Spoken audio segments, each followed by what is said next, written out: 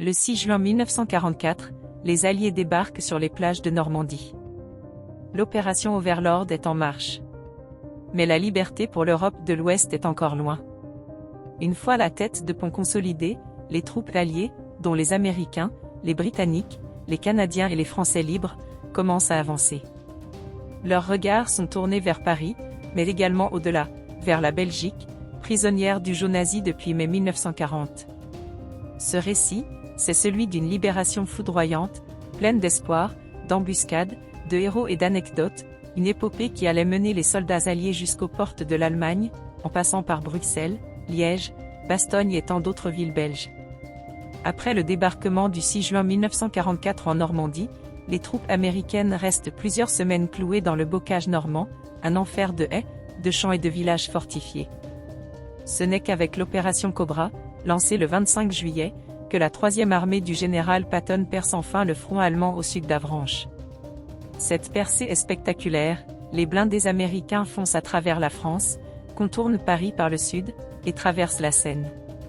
Dès la fin août, les objectifs des Alliés changent, il ne s'agit plus seulement de libérer la France, mais de frapper le cœur du Reich avant que les Allemands ne se ressaisissent. La priorité devient la prise d'Anvers, grand port belge capable de ravitailler toute l'armée alliée. Les ports français sont soit encore tenus par les Allemands, soit trop endommagés. La prise d'Anvers devient donc vitalement stratégique. Pour y arriver, les Alliés s'organisent en plusieurs colonnes. La 3e armée américaine de Patton file vers la Lorraine et le Luxembourg. La 1re armée américaine, commandée par le général Hodge, avance à travers la Picardie et vise directement la Belgique. Le 21e groupe d'armée du maréchal britannique Montgomery est chargé de libérer le nord de la France, puis d'entrer en Belgique via l'île et Gand.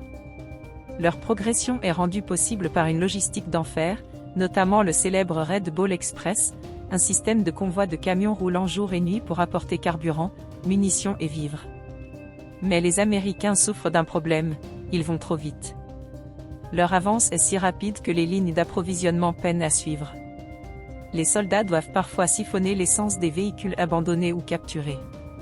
Bruxelles n'est pas simplement la capitale d'un pays occupé. Elle est aussi un nœud logistique essentiel, elle se situe à mi-chemin entre la ligne de front française et le port d'Anvers, et elle est reliée par de grandes routes, lignes ferroviaires et voies navigables. Les Britanniques en font une priorité absolue. Le général Montgomery, bien qu'en désaccord avec Eisenhower sur la stratégie à adopter, insiste pour qu'on avance vite vers Bruxelles, afin de préparer le terrain à l'opération Market Garden et sécuriser les ponts sur le Rhin.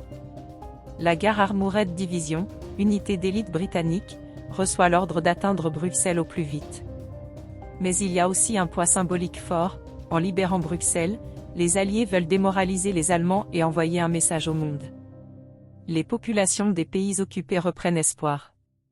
Enfin, il y a une volonté de coordonner la libération, alors que les Américains poussent vers Liège et Namur, les Britanniques prennent Bruxelles, pour encercler les forces allemandes encore présentes dans le Hainaut et les Ardennes. Les armes américaines jouent un rôle clé. Voici quelques-unes des plus emblématiques. Le char M4 Sherman, rapide et polyvalent, est l'épine dorsale de la progression alliée. Il est parfois inférieur au redoutable Tigre allemand, mais sa supériorité numérique compense largement. Le fusil semi-automatique M1 Garand, utilisé par l'infanterie, offre aux soldats américains une cadence de tir bien plus élevée que les fusils allemands. Et bien sûr, l'artillerie mobile et les bombardiers alliés, notamment les chasseurs-bombardiers P-47 Thunderbolt et Typhoon britanniques, pilonnent les colonnes allemandes en retraite. Le 1er septembre, les Alliés franchissent la frontière belge. La 2e division blindée britannique fonce droit sur Bruxelles. En à peine 2 jours, la capitale est atteinte. Le 3 septembre, Bruxelles est libérée sans combat majeur. Les troupes britanniques sont acclamées, les habitants brandissent des drapeaux, des fleurs, des larmes. Un moment de liesse, de renaissance après 4 années de plomb. Liège est libérée par la 1re armée américaine le 7 septembre 1944. La ville, importante sur le plan stratégique en raison de son réseau ferroviaire, de ses usines et de sa proximité avec l'Allemagne, fait l'objet d'un effort concerté des troupes américaines. La 82e division aéroportée joue un rôle dans la sécurisation des alentours. Malgré la résistance de poche allemande, L'entrée dans la ville est globalement rapide, soutenue par les habitants. Des témoins racontent que les cloches des églises de Liège ont sonné sans interruption pendant plus de 30 minutes pour saluer l'arrivée des libérateurs.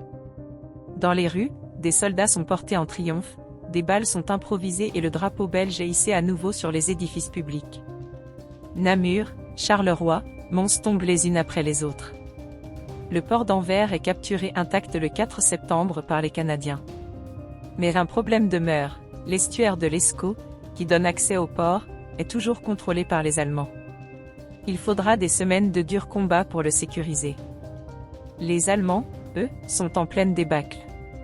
Le haut commandement nazi ne s'attendait pas à une percée si rapide. Hitler est furieux. Il ordonne des contre-attaques désespérées, qui échouent les unes après les autres. Mais les forces allemandes ne sont pas mortes. Elles préparent, en silence, une riposte inattendue. En décembre 1944, les Allemands lancent une contre-offensive surprise dans les Ardennes. C'est la dernière grande tentative d'Hitler pour briser l'élan allié. L'objectif, couper les lignes alliées, reprendre Anvers, semer la panique. Je vous invite à aller voir nos vidéos sur la bataille des Ardennes. Après la bataille des Ardennes, la Belgique est définitivement libérée. Les Alliés continuent leur progression vers l'Allemagne. Les Belges accueillent les soldats comme des sauveurs. Des anecdotes pleuvent, des jeunes filles jettent des fleurs depuis les balcons, des enfants montent sur les tanks, des couples se forment.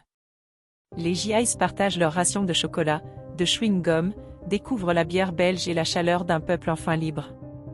Dans certains villages, des bals sont improvisés. Les résistants sortent de la clandestinité. Les collaborateurs sont arrêtés. Le pays tout entier se reconstruit, animé par une énergie nouvelle. Merci d'avoir regardé cette vidéo jusqu'au bout. Si vous aimez l'histoire racontée avec passion, merci de bien vouloir liker cette vidéo et surtout de vous abonner. À bientôt.